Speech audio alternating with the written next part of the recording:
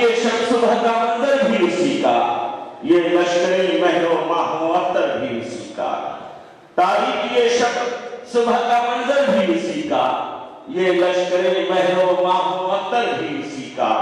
جب چاہے فلک سر سے زمین پاؤں سے چھینے، چادر بھی اسی کی ہے یہ بستر بھی اسی کا، اور مستور سمندر میں خزانے ہیں اسی کے، مستور سمندر میں خزانے ہیں اسی کے، نکلے جو صدف سے ہے وہ گوہر بھی اسی کا۔ محترم حاضرین، آئیے مناجات خداوندی کے بعد اس دربار عالی کو چلے کہ جہاں ادب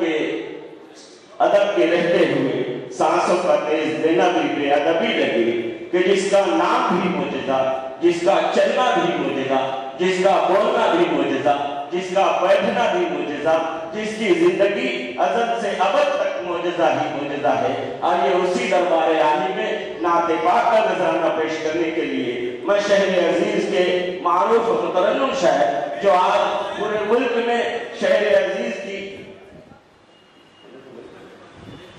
آئیے اس مشاعرے کا آغاز کرنے کے لیے میں آج کے